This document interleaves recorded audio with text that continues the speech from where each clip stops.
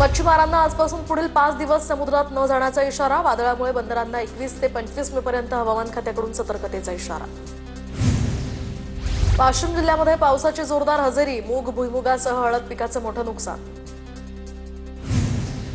बीड जिल्ह्यातही वादळी वाऱ्यासह मुसळधार पाऊस। यामुळे टरबूज, उन्हाळी बाजरी, पपई या पिकांचं मोठं नुकसान। पंचनामे करून आता मदत देण्याची शेतकऱ्यांची मागणी। बीडच्या आष्टी तालुक्यामध्ये फळबागांना मान्सूनपूर्व पावसाचा फटका। पावसासह झालेल्या गारपिटीमुळे शेतकऱ्यांचं लाखो रुपयांचं नुकसान। जळगावच्या नशिराबादमध्ये वादळी वाऱ्यामुळे डाळिंबाच्या बागेला फटका। 6 एकरावरील 150 झाडांपैकी 600हून अधिक झाडं जमीनदोस्त। शेतकऱ्यांचं 15 ते 20 लाखांचं नुकसान। पंचनामे करून नुकसान भरपाई देण्याची आता मागणी। सांगलीमध्ये सलग तिसऱ्या दिवशी जोरदार पाऊस। पावसामुळे भाजीपाल्याचं प्रचंड प्रमाणात नुकसान। जनजीवनही विस्कळीत।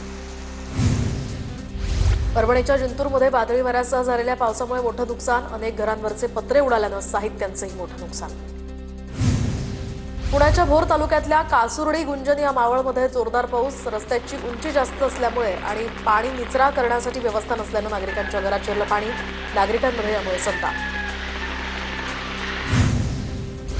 नवी मुंबईतल्या नेरूळमधील मनोरमा टॉवरवरील वीज कोसळली, तर वीज कोसळल्यामुळे इमारतीवरील पाण्याच्या टाकीचं मोठं नुकसान। लातूरमध्ये मान्सूनपूर्व पावसानं नदी नाले ओसंडून वाहू लागले। रेणापूर तालुक्यामध्ये वाहणाऱ्या रेणा नदीला पूर, तर रेणा नदी पात्रामध्ये पाण्याची वाढ झाल्याचा अंदाज। अनेक भागांमध्ये सकाळपासूनच पाऊस सुरू। बारामती तालुक्यामध्ये वादळी वाऱ्यासह मुसळधार पाऊस, तर वाऱ्यामुळे अनेक ठिकाणी विजांच्या ताराही तुटल्या। शेती पिकांचं यामुळे मोठं नुकसान। अकोला जिल्ह्यातील बोचरा या शिवारामध्ये वादळी वाऱ्यामुळे केळी पिकांचं मोठं नुकसान। नुकसानाचे पंचनामे करून आता नुकसान भरपाई देण्याची शेतकऱ्यांची मागणी।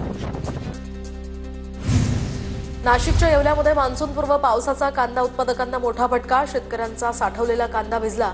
नुकसान भरपाई देण्याची शेतकऱ्यांची मागणी।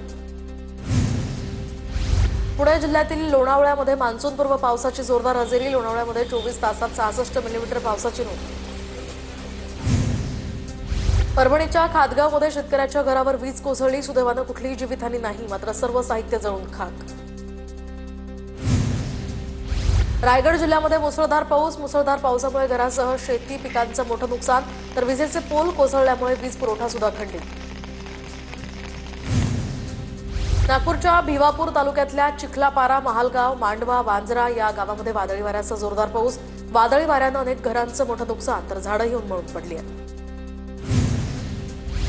जळगाव जिल्ह्यामध्ये मे महिन्यात 41.9 मिलीमीटर पावसाची नोंद। पारोळा, भडगाव, भुसावळ आणि एरंडोल तालुक्यामध्ये आतापर्यंत 50 मिलीमीटर पावसाची नोंद। मान्सूनपूर्व पावसाचा बुलढाण्यातल्या 56 गावांना फटका। उन्हाळी पिकांचं प्रचंड नुकसान, तर वीज पडून 12 जनावरांचा मृत्यू झाल्याची माहिती। गोंदिया जिल्ह्यामध्ये रब्बी धान कापणीला सुरुवात। मजुरांच्या टंचाईमुळे धान कापणीसाठी आता आधुनिक हार्वेस्टरचा मोठ्या प्रमाणात वापर होतोय। गोंदिया जिल्हा बँकेकडून 175 कोटींचं पीक कर्ज वाटप, तर 25,253 शेतकऱ्यांकडून कर्जाची उचल। खरीप हंगामासाठी शेतकऱ्यांना पीक कर्जाचा मोठा आधार। अमरावतीमध्ये काँग्रेसच्या वतीने भव्य ट्रॅक्टर मोर्चा। शेतकऱ्यांची कर्जमाफी आणि इतर मागण्यांसाठी मोर्चा। काँग्रेसचे प्रदेशाध्यक्ष हर्षवर्धन सपकाळ यांच्या नेतृत्वात या मोर्चाचं आयोजन। नागपूरमध्ये माथाडी कामगारांच्या मागण्यांसाठी ठाकरे गटाचं आंदोलन। माथाडी बोर्ड कामगार कार्यालयामध्ये आंदोलन सुरू, तर वेतनाच्या विषयावरून कामगार वर्ग आक्रमक। पुण्यामध्ये सीसीटीव्ही कॅमेरे बसवण्यासाठी तरुणांचं भीक मागू आंदोलन। सोशल मीडियावर व्हिडिओ व्हायरल।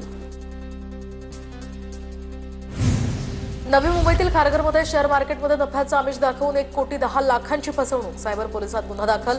अधिकचा तपास या संदर्भात सुरू।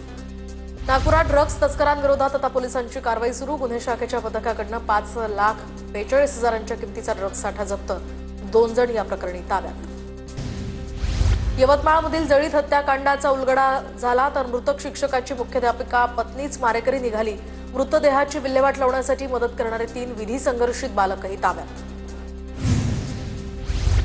चंद्रपूरच्या बल्लारपूरमध्ये घरफोडी प्रकरणी पोलिसांची मोठी कारवाई। 5 आरोपींना अटक। 3 आरोपी अल्पवयीन असल्याची माहिती।